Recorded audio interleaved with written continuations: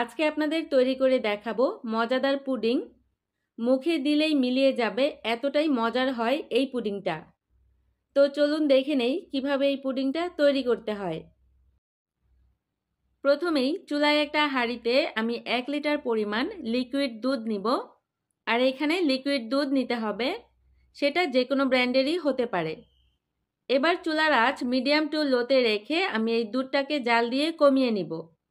যেহেতু আজকে আমি প্রেসার কুকারে পুডিংটা তৈরি করব, তাই এই দুধটাকে জাল দিয়ে খুব বেশি পরিমাণে কমিয়ে নেওয়ার প্রয়োজন নেই। এই ধরেন 1 কেজি দুধকে আমি কমিয়ে 700 বা 800 গ্রামের মতো করে নিব।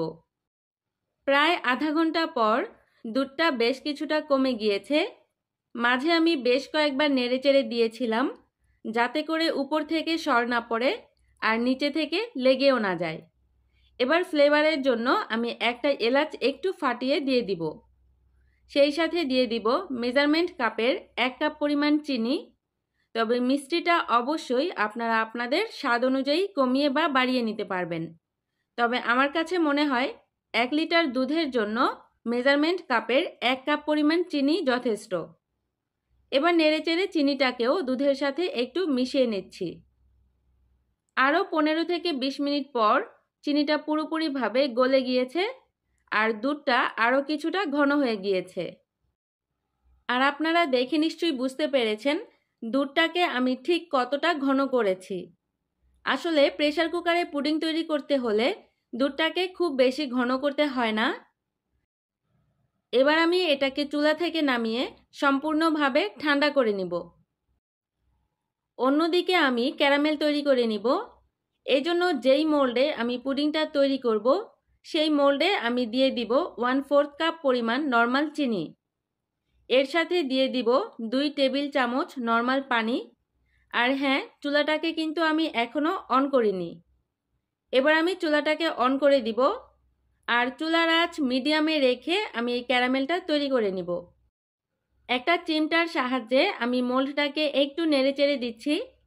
এখানে চামচ ব্যবহার করার কোনোই প্রয়োজন নেই। কিছুক্ষণের মধ্যেই দেখবেন যে চিনি আর পানি গলে সুন্দর একটা কালার আসতে শুরু করবে। আপনার পছন্দ মতো কালার চলে আসলেই আপনি এই মোল্ডটাকে নামিয়ে নেবেন। তবে খেয়াল রাখতে হবে এই ক্যারামেলটাকে কোনোভাবেই পুড়িয়ে ফেলা যাবে না। আর চুলা থেকে নামানোর পর ক্যারামেলের কালারটা আরও কিছুটা গাঢ় হয়ে যাবে। এবার আমি চুলা থেকে নামিয়ে নিব। গরম থাকতে থাকতেই আমি মোল্ডের চারপাশে একটু ঘুরিয়ে ঘুরিয়ে ক্যারামেলটাকে লাগিয়ে নিব, যাতে করে মোল্ডের সব জায়গায় ক্যারামেলটা সমানভাবে লাগে। আর ওই যে বলেছিলাম, চুলা থেকে নামানোর পর এর কালারটা আরও গাঢ় হয়ে যাবে। এবার এই মোল্ডটাকে সম্পূর্ণভাবে ঠান্ডা করে নিতে হবে। গরম মোল্ডে কখনোই পুডিং বানানো যাবে না।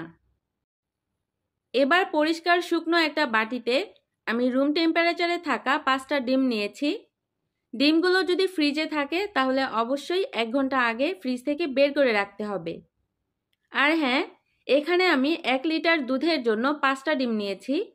তবে আপনারা যদি আধা লিটার দুধ দিয়ে পুডিং তৈরি করেন, সেক্ষেত্রে 3টা ডিম নিলেই হবে।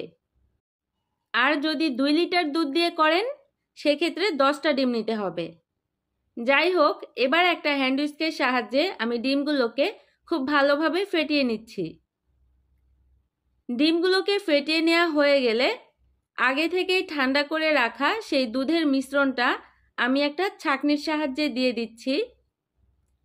ছাঁকনির সাহায্যে দিচ্ছি এ কারণেই, এতে করে দুধের মধ্যে যে কিছু কিছু সর পড়েছে সেটা আর পুডিংয়ের বেটারের মধ্যে যাবে না। তবে আপনারা চাইলে না ছেঁকেও সরাসরি দিতে পারেন, কোনো সমস্যা নেই। সেক্ষেত্রে শুধু এলাচটাকে সরিয়ে নিলেই হবে। তবে ছেঁকে দিলে পুডিংয়ের বেটারটা খুব সিল্কি আর স্মুথ হয়। এবার চুলায় একটি প্রেসার কুকার বসিয়ে এর মধ্যে আমি ক্যারামেলের মোল্ডটাকে বসিয়ে দিব। আর আমার এই মোল্ডটা ছিল 6 ইঞ্চির একটা মোল্ড। এবার আমি পুডিংয়ের বেটারটা আস্তে আস্তে দিয়ে দিব। আর কিভাবে দিচ্ছি এটা আপনারা দেখেই বুঝতে পারছেন, এখানে বলার কিছুই নেই। এবার আমি মোল্ডের ঢাকনাটা লাগিয়ে দিব। খুব ভালোভাবে লাগিয়ে দিতে হবে, যাতে করে কোথাও ফাঁকা না থাকে। এবার মেজারমেন্ট কাপের 1.5 কাপ পরিমাণ নর্মাল পানি দিয়ে দিব। ঢাকনার উপরে পানি পড়লেও কোনো সমস্যা নেই, হাত দিয়ে সরিয়ে দিলেই হবে। এবার প্রেসার কুকারের ঢাকনাটাকেও খুব ভালোভাবে লাগিয়ে দিলাম। চুলাটাকে অন করে দিব আর অপেক্ষা করব একটা সিটি আসার আগ পর্যন্ত।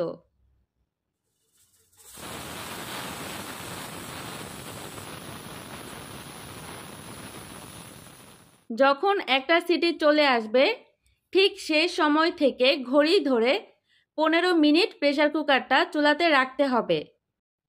আর এই সময় চুলার আঁচ মিডিয়াম থেকে সামান্য বাড়িয়ে রাখলেই হবে। আর এক একজনের প্রেসার কুকার এক এক ধরনের, তাই সিটি কম বেশি আসতে পারে। এক্ষেত্রে ভয়ের কিছুই নেই। আপনারা শুধু প্রথম সিটি থেকে হিসাব করে 15 মিনিট প্রেসার কুকারটা চুলাতে রাখবেন। ঠিক 15 মিনিট পর আমি চুলাটাকে অফ করে দিয়েছি আর একটা চামচের সাহায্যে আমি গরম ভাপটাকে বের করে নিচ্ছি। যারা প্রেসার কুকার ব্যবহার করেন তারা তো জানেন, কিন্তু যারা জানেন না তারা অবশ্যই প্রেসার কুকারের এই গরম ভাপটাকে বের করে তারপরেই ঢাকনাটাকে খুলবেন, তা না হলে বড় ধরনের অ্যাক্সিডেন্ট হতে পারে। যাই হোক, গরম বাতাসটা পুরোপুরিভাবে বের হয়ে গিয়েছে আর প্রেসার কুকারটাকে আমি পুরোপুরিভাবে ঠান্ডা করে নিয়েছি। আমি আপনাদের সামনেই প্রেসার কুকারের ঢাকনাটা খুলছি, কারণ আপনারা অনেকেই বলেন যে আপু আপনারা যেভাবে দেখান আমিও সেভাবে করেছি কিন্তু হয়নি। আসলে এরকম কিছুই না, আমরা কোনো কিছু স্কিপ করি না, যতটুকু করি আপনাদের সামনেই করি। আর দেখুন আমার পুডিংটা কত সুন্দরভাবে সেট হয়ে গিয়েছে। আর হাতে যদি সময় থাকে তাহলে এই মোল্ডটাকে আধা ঘন্টার জন্য নর্মাল ফ্রিজে সেট হওয়ার জন্য রেখে দিবেন। আমি রাখছি না, আপনাদেরকে সরাসরি দেখাচ্ছি। একটা স্প্যাচুলার সাহায্যে আমি সাইড থেকে একটু ছাড়িয়ে নিলাম। এবার একটা প্লেটের উপরে আমি মোল্ড আউট করে নিব। আমার এই পুডিংটা এক সাইডে একটু ভেঙে গিয়েছে, কারণ আমাকে ক্যামেরায় দেখাতে হয়, আর ক্যামেরায় দেখাতে গিয়েই আমি মোল্ডটাকে ঠিকভাবে ধরতে পারিনি, এই জন্যই এক সাইডে ভেঙে গিয়েছে। তবে আপনারা খুব সাবধানতার সাথে পুডিংটাকে মোল্ড আউট করবেন। যাই হোক, আমার পুডিংটা কেমন হয়েছে আপনারা কমেন্ট করে বলবেন। আমি আপনাদেরকে একটু কেটেও দেখাচ্ছি যে এটা কতটা সফট হয়েছে। শুধু যে সফট হয়েছে তা কিন্তু নয়, পুডিংটা খেতেও ভীষণ মজা হয়েছিল। আমি রিকোয়েস্ট করব আপনারা একবার হলেও আমার এই রেসিপিতে বাসায় পুডিং তৈরি করবেন। দেখবেন যে বাসার সবাই খুব পছন্দ করবে। আর ভালো লাগলে প্লিজ আমার চ্যানেলটি সাবস্ক্রাইব করবেন। সেই সাথে পাশে থাকা বেল আইকনটি প্রেস করে রাখবেন। এতে করে যখনই আমি নতুন কোনো রেসিপি আপনাদের সাথে শেয়ার করব আপনারা সাথে সাথেই নোটিফিকেশন পেয়ে যাবেন। সবাই ভালো থাকবেন, সুস্থ থাকবেন। আজকের মতো এখানেই বিদায় নিচ্ছি। আল্লাহ হাফেজ।